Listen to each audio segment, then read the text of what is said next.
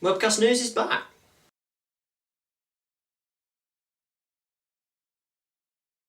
As at the beginning, hello and welcome back to Webcast News. It's been a few months, been doing other things, but we're now back, so this should be fun. But of course, you can never start off the news with something happy, so we start slightly sad in, of course, a death. And this came at a car festival at Alton Park in Cheshire, run by TV and radio presenter Chris Evans. He was running an event called Carfest at the Cheshire racetrack and had an aerial display going on. One of the pilots was 39-year-old Kevin Wyman, and unfortunately his plane started to descend, it crashed, and he was sadly killed. On police advice, Carfest then continued on the Sunday after the incident on the Saturday, and a minute's silence was held for Mr. Wyman on the Sunday. And as always, thoughts go out to the friends and family of Mr. Wyman. And another passing yesterday was of showbiz legend Cilla Black, who passed away at her home in Spain aged 72. And again, thoughts go out to friends and family of Cilla Black.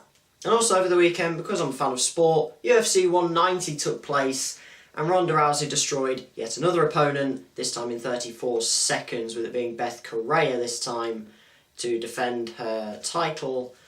Just no one should fight her, they should just let her keep it forever. And now to the longer stories for today, where firstly, it's slightly linked to Cecil the Lion, kind of not though. This story is of Huntress Sabrina Corgatelli, who is out in South Africa currently on a hunting expedition. She's partway through the trip and currently is thought to have killed, mainly from social media pictures, a giraffe, an impala, a kudu, this is apparently what a kudu looks like, a warthog and a wildebeest. And then, stupidly, because there's not already massive controversy over posting hunting pictures, she then posted these pictures on social media, because that's the smartest thing you can do at this time. Obviously then, hundreds of hate comments come in from people who are not fans of hunting, and the way that Miss Corgatelli tries to defend herself is using lines from the Bible. Now, correct me if I'm wrong, but I'm pretty sure you can't just take lines from a holy book that look like they could defend you and use them to defend you, because those lines are nothing to do with what you're doing.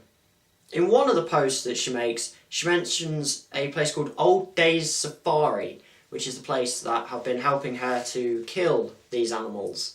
Now, this company has different prices for killing certain animals, and out of interest I went onto their site and had a look at the different prices. Now firstly, before I get into this, I couldn't find giraffe on their list, which is already a really dodgy start, so I'm not quite sure about that. But the rest of the prices I found. To shoot an impala with Old Day Safari will cost you $325, warthog will be $280, wildebeest $950, and a kudu, which I'm guessing is quite rare, $1,300. Now I'm guessing there was a price on the giraffe, but even without that, this total adds up to $2,855. That's almost $3,000 spent on killing animals to be hated on social media. I can do that for free. Just think of something really offensive and you'll get hundreds of hate comments. You don't have to spend $3,000 doing it.